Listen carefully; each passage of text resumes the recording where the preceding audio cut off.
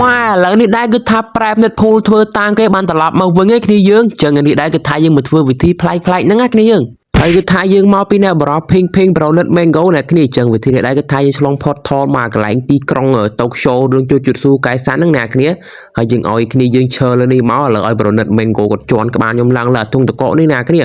បន្ទាប់ពីគាត់ឡើងហើយគាត់លុតផ្លោកនេះម៉ែគេថាគាត់សេរីខ្លាំងមែនទេអ្នកគ្នាគេថាគាត់ឆ្លង map ទៅខាងនោះបានចឹងណាហើយខ្ញុំមានវិធីមួយទៀតអ្នកគ្នាវិធីនេះគេថាយើងជិះស្គីហើយយើងលោតតោងជន់លើនេះមកយើងហាក់មកតោងទៅដល់គ្នានេះអូខេគេថាយើងតោងទងតកនឹងបានហាក់មកតោងទៅគេថាយើងចូលបានដែរអ្នកគ្នាម៉ែគាត់សេរីប្រោយ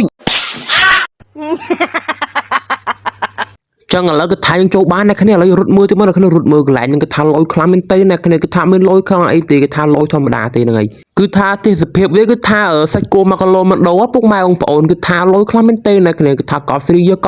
ប្រអអាម៉េចទេដល់កកដើរលើធ្លាក់ពីលើមែបអ្នកគ្នាជុំមកម៉ែមកឃើញទីក្រុងគេអីពីនឹងប្រោយម៉ែគេថាគឺស្នូលផែនដីចុយមកអូជឿមើលផែនដីគេអញហើយចោលខ្ញុំធ្លាក់ដល់ណាចោះ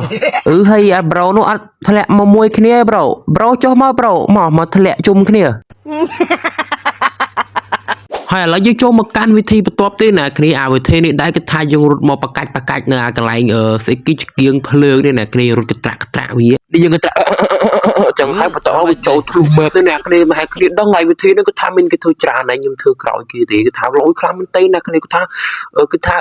ខ្លាញ់មកកដងមិនដោពុកម៉ែបងប្អូនតែមិនមាន2នាក់ដោអត់ហើយចុយនេះអាកន្លែងនេះគឺថានៅពេលដែលយើងរត់ធ្លាក់ដល់ក្រោមវាធ្លាក់ទៅក្រោមណាគ្នាជួយមកប្រូធ្លាក់ប្រូខ្ញុំធ្លាក់ដែរ